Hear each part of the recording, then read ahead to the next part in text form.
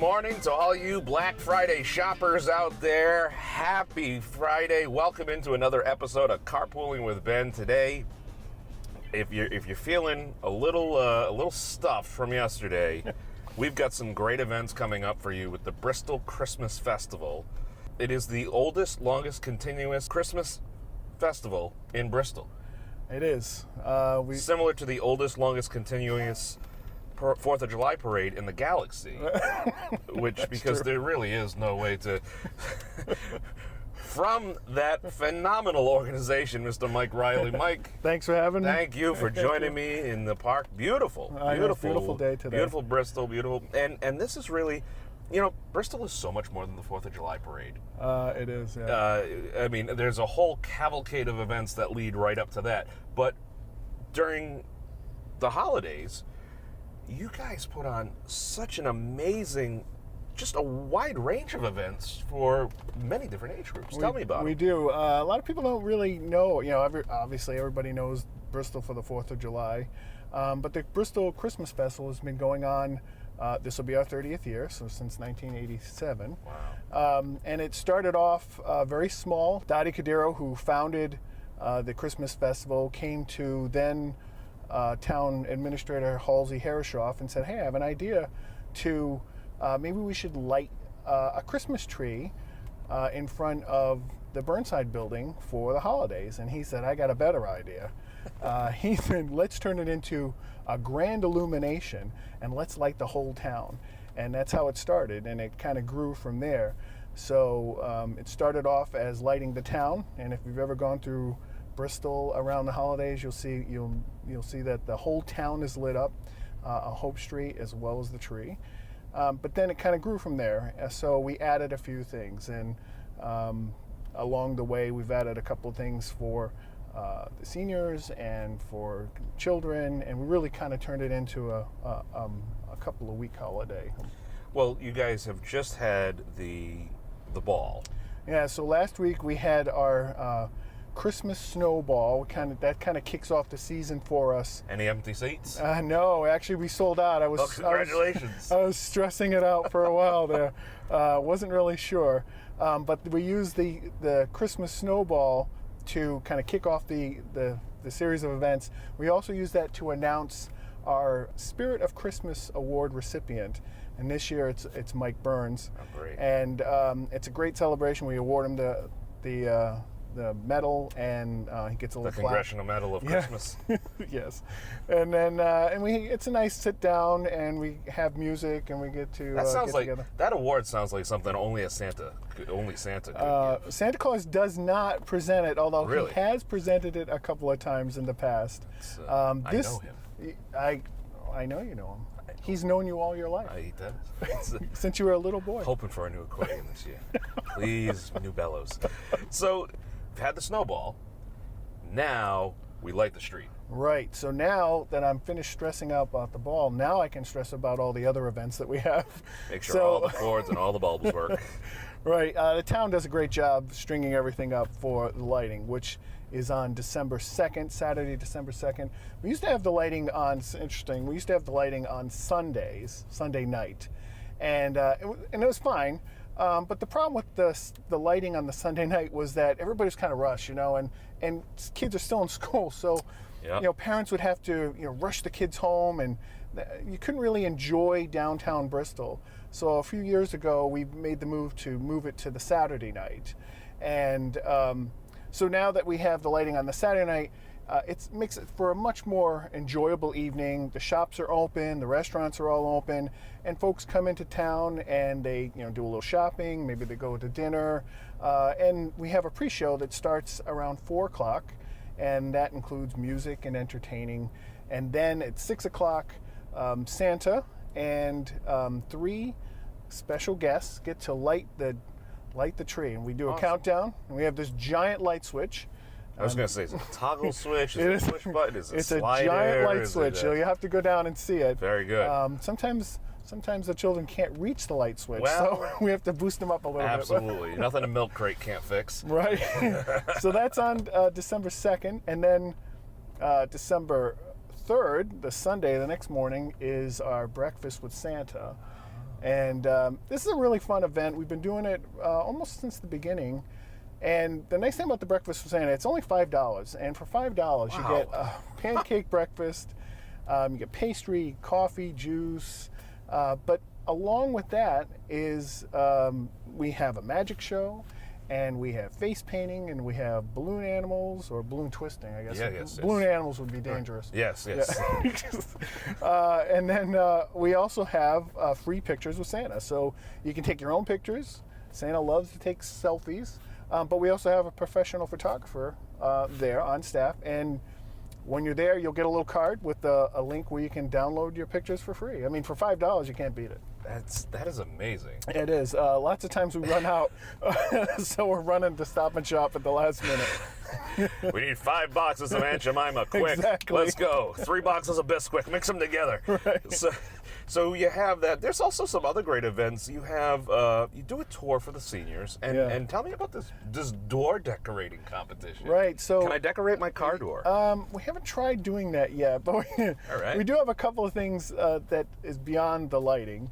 Again, we try to make a lot of family-friendly, wholesome, just things to do. And not all of them are, most of them are free.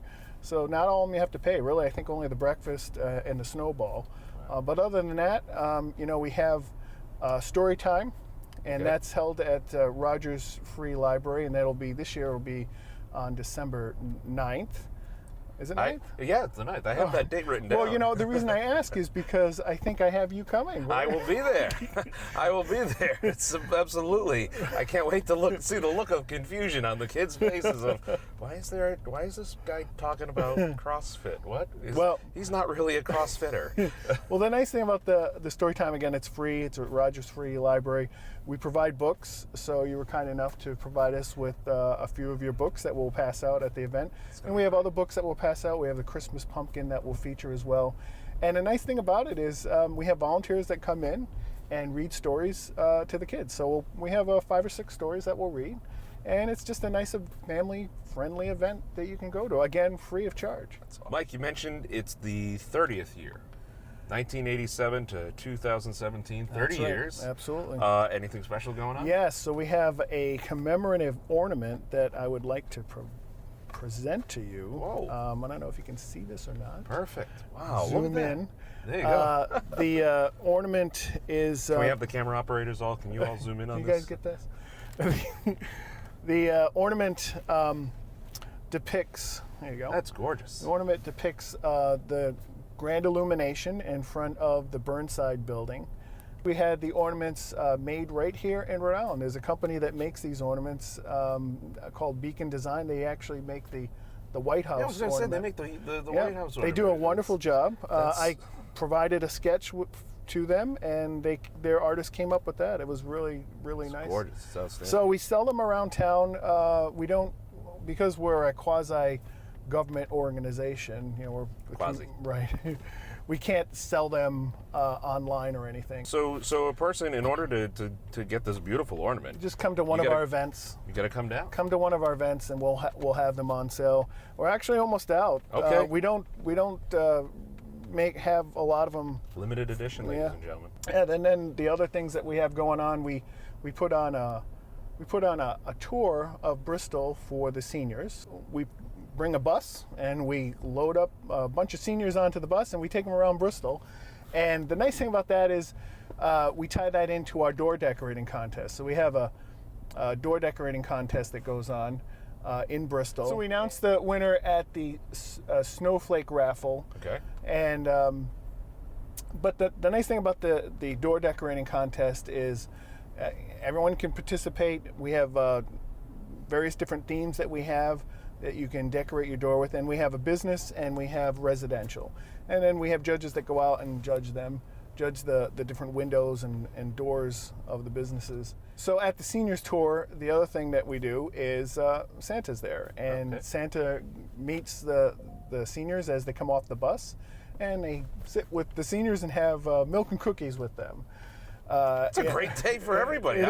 Well, and that's the beauty of the way you guys put this festival together. You really do. I mean, because the Christmas magic, the holiday spirit, is not lost on any age.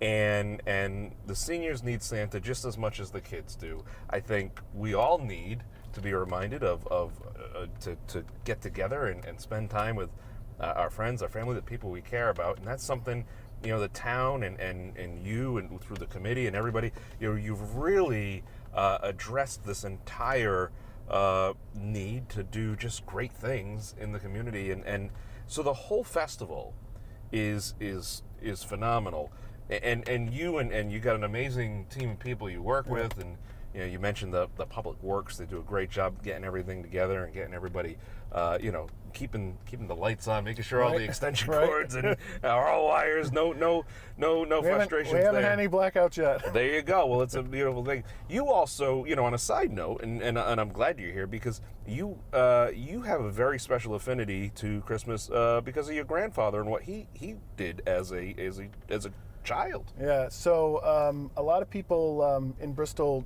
remember my grandfather, Jim Rielly. If you go around the town, you'll see there's a couple of things up that will remind you of Jim Rielly. There's a street named after him, and there's a couple of park benches with his name on.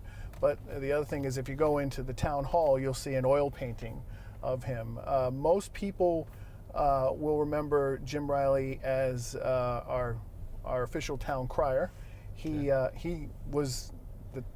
the parade, right? And but he's mostly known for being Santa Claus. Okay. He was a Santa. He started playing Santa when he was 19 in 1927. Now here's a guy, a young fit Santa good, with a six-pack.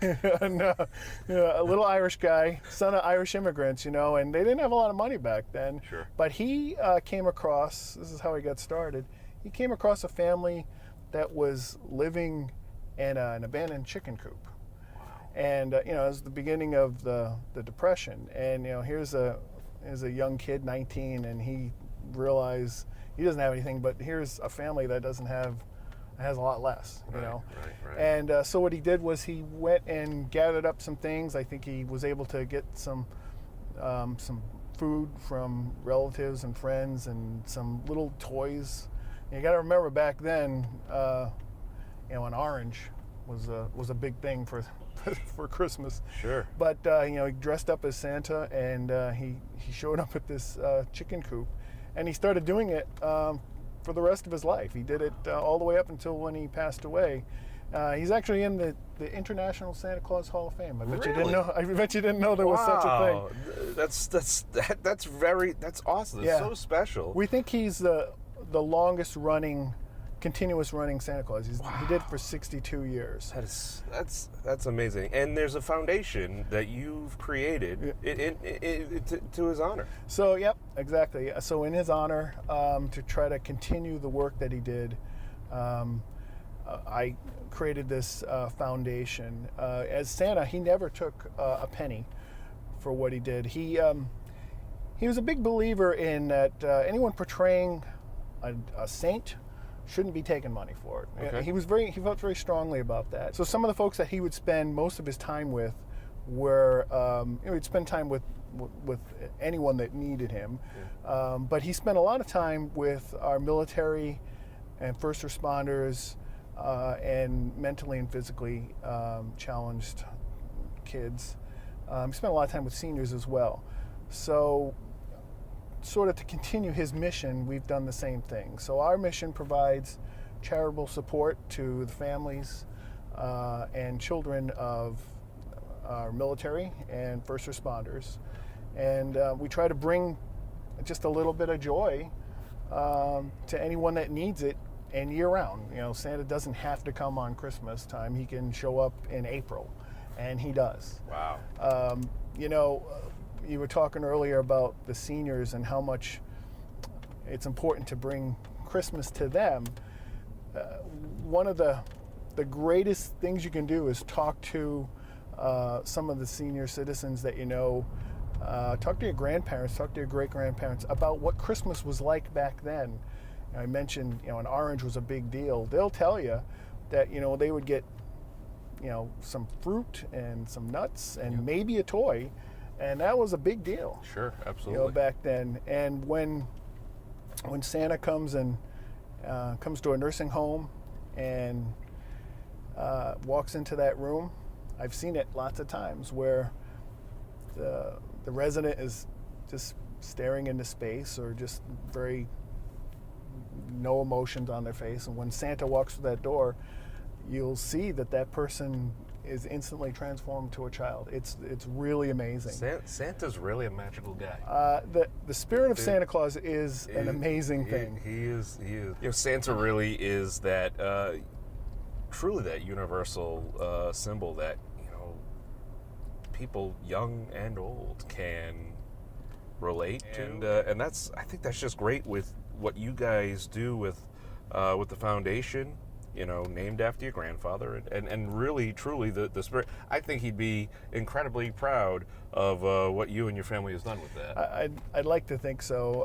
I do think of him a lot. Being in Bristol, and thinking that he was such a part of our community, and being here in the town, I'm always reminded of him in lots of different ways. I'll meet lots of different, especially the older folks that remember him, and they'll talk about him fondly. They all loved Jim Rielly.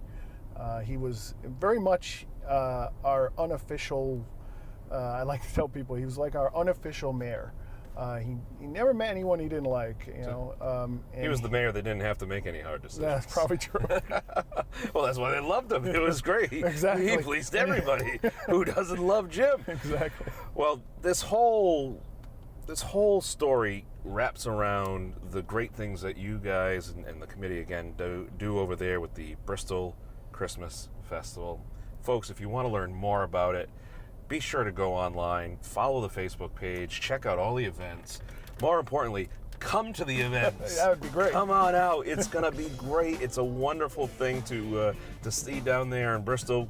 And let me tell you, it's a lot easier to traverse Hope Street during the Christmas season than it is to traverse it on July 4th. That's true. It's a lot easier. Yeah, there's two big dates in Bristol. One is the 4th of July, and the other one is Christmas time. Well, it's awesome. Mike, thank you so much for coming in the car. And listen, I know you guys have connections with the foundation.